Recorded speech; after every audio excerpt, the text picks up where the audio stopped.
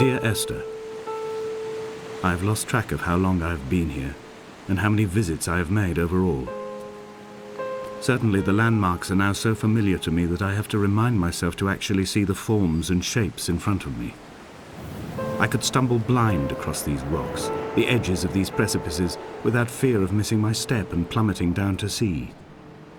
Besides, I have always considered that if one is to fall, it is critical to keep one's eyes firmly open.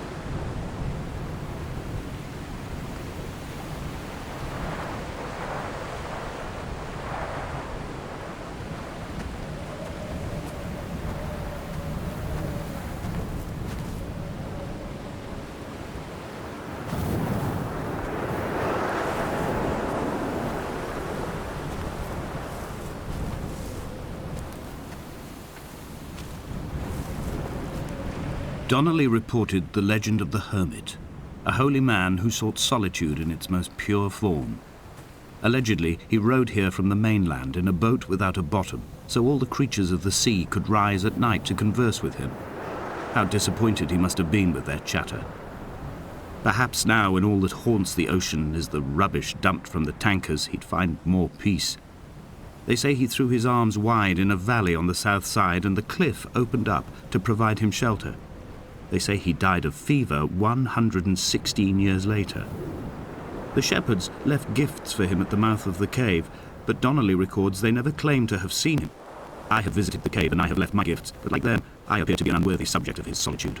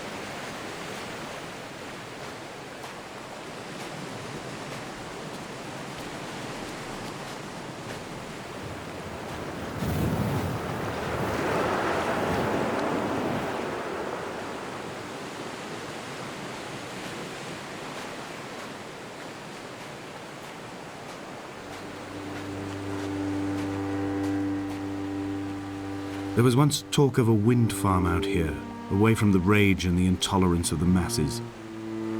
The sea, they said, is too rough for the turbines to stand. They clearly never came here to experience the becalming for themselves.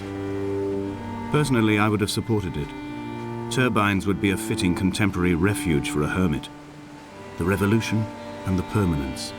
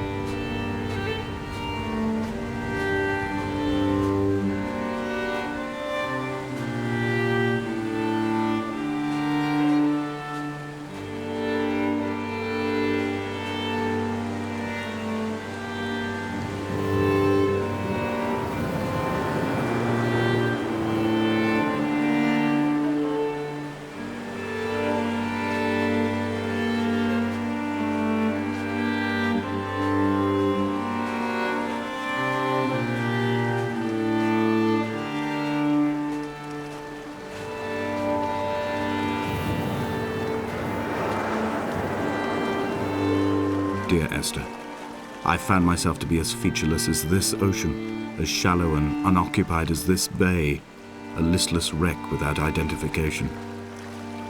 My rocks are these bones, and a careful fence to keep the precipice at bay. Shot through me caves, my forehead a mount. This aerial will transmit into me so. All over exposed, the nervous system, where Donnelly's boots and yours and mine still trample. I will carry a torch for you. I will leave it at the foot of my headstone. You will need it for the tunnels that carry me under.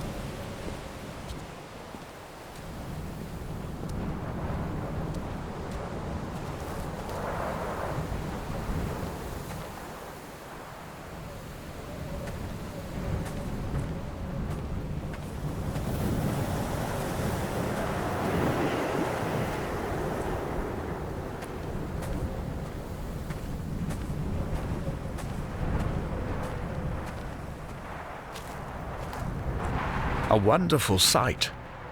The moon cresting the junction between the cliff path and the stone circle. It cast a shadow of the ridge across the beach, all the world as if you had signed your name in untidy handwriting.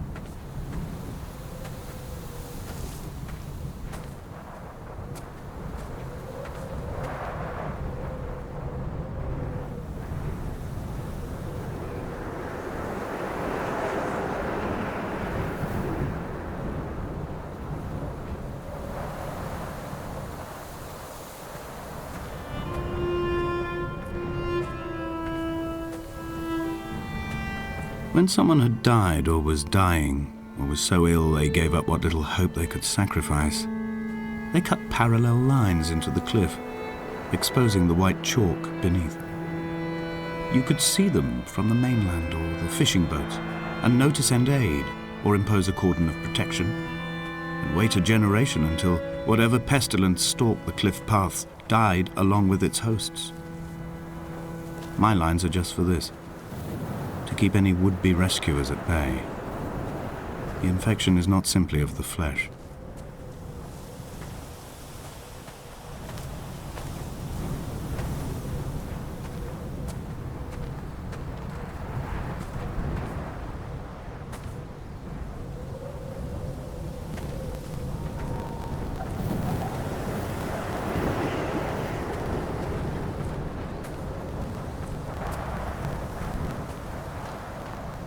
We are not like Lot's wife, you and I.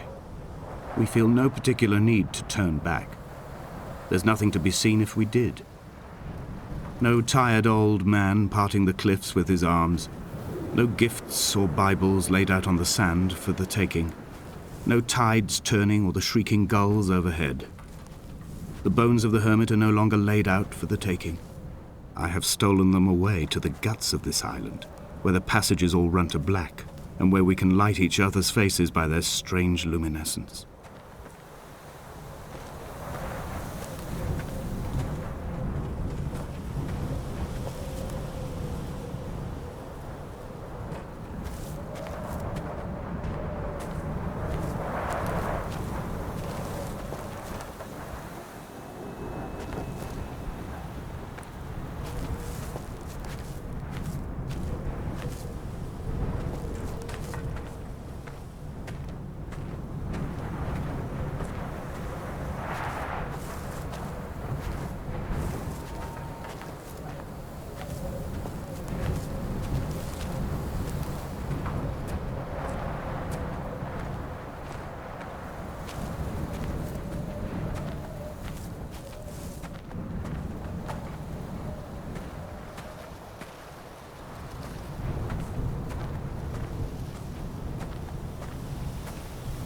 Dear Esther, I met Paul. I made my own little pilgrimage. My Damascus, a small semi-detached on the outskirts of Wolverhampton. We drank coffee in his kitchen and tried to connect to one another. Although he knew I hadn't come in search of an apology, reason or retribution, he still spiraled in panic, thrown high and loosely by his own dented bonnet. Responsibility had made him old. Like us, he'd already passed beyond any conceivable boundary of life.